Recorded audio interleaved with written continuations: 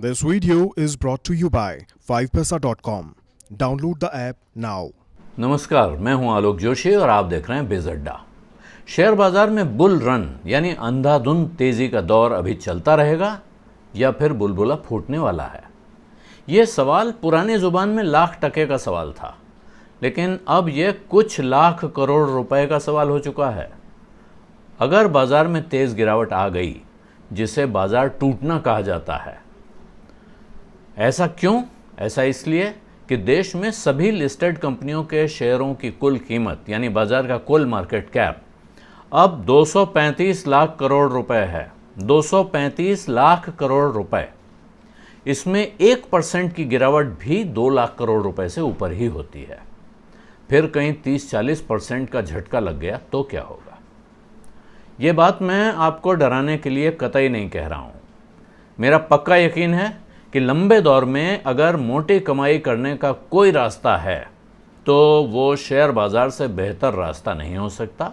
Share बाजार से बेहतर किसी रास्ते से आप लंबे दौर में मोटी कमाई नहीं कर सकते हैं। पुराने आंकड़े निकाल कर देख लीजिए अगर मेरी बात पे आपको यकीन नहीं है। अगर किसी ने 14 साल से ऊपर पैसा लगा कर रखा है तो फिर कमाई होनी तय है, भले ही बाजार इस बीच कितना भी ऊपर नीचे हुआ हो और ख़रीदारी ऊंचे भाव पे की गई हो या सुस्त बाजार में। हाँ, कमाई कम ज़्यादा ज़रूर हो सकती है, घाटा भी हो सकता है, लेकिन वो तभी होगा जब आपने गलत जगह दांव लगा दिया हो। अगर आपको शेयर बाजार में लंबा टिकना है और अच्छी कमाई करनी है तो उसके लिए इतनी शर्त तो है कि आपको अच्छे शेयर चुनने होंगे, लेकिन सबसे पहले आपके पास होना चाहिए एक डीमैट अकाउंट।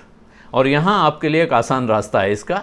इसी वीडियो के डिस्क्रिप्शन बॉक्स में एक 5 पैसा का लिंक है, उसे क्लिक करके आप मुफ्त डीमैट अकाउंट खोल सकते हैं और साथ में अगर आपने कूपन कोड इन्वेस्ट 200 भी लगा दिया तो 200 रुपये का क्रेडिट भी मिल सकता है उस अकाउंट में।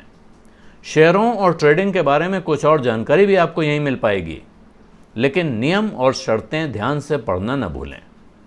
अकाउंट खुलने के साथ ही आपको यह भी दिखने लगता है कि चारों ओर कौन कौन से शेयर सरपट भाग रहे हैं, कितने लोग कमाई कर चुके हैं और न जाने कितने लोग उस वक्त आपको मुफ्त की सलाह भी दे रहे होते हैं।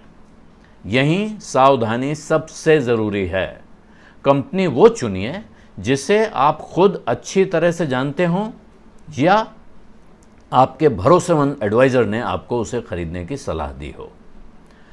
अपने सलाहकार से यानी एडवाइज़र से भी ये समझने की कोशिश करते रहिए लगातार कि जिस शेयर को खरीदने की सलाह वो आपको दे रहे हैं वो करती क्या है कंपनी और कैसे उनको उसका भविष्य उज्ज्वल दिख रहा है। ये गणित अगर आप उनसे समझते चलेंगे तो आप खुद भी सीखते जाएंगे। कुछ वक्त के बाद हो सकता है कि आपको सलाहकार की ज़रूरत न रहे, लेकिन बहुत जल्दी ये मत सोचने लगिएगा। बहुत सारे लोग बहुत जल्दी सलाह मांगने वाले से सलाह देने वाले बन जाते हैं और जब ऐसे लोग आपके आसपास बढ़ जाएं तो समझिए अब ख़तरनाक वक्त आ चुका है।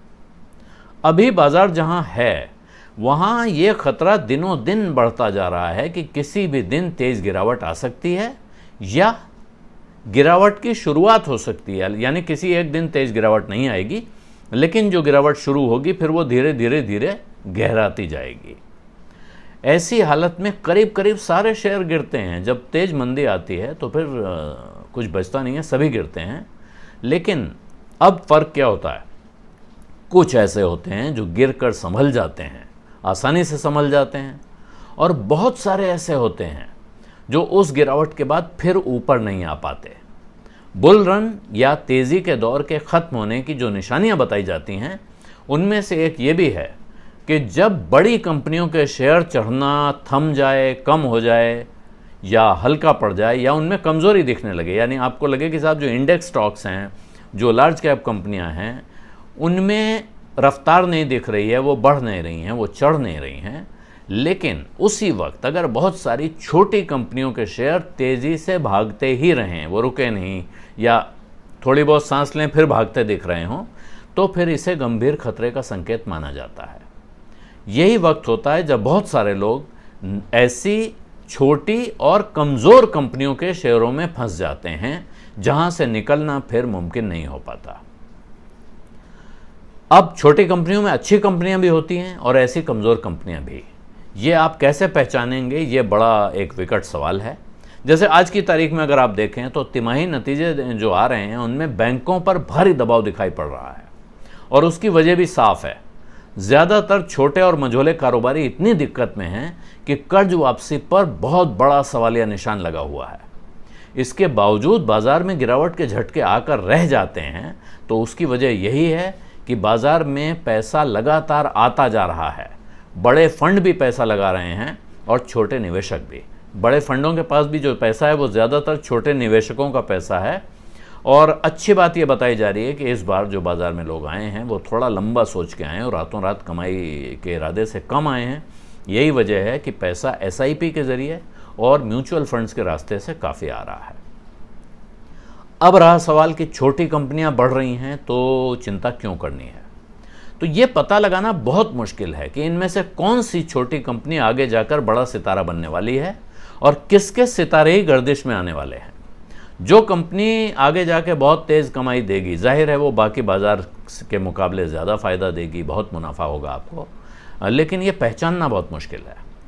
फिर भी ऐसे वक्त में भी अगर आप बाज़ार में आना चाहते हैं या रहना चाहते हैं तो फिर सुरक्षित तरीका यही है कि आप बड़ी कंपनियों के साथ रहें।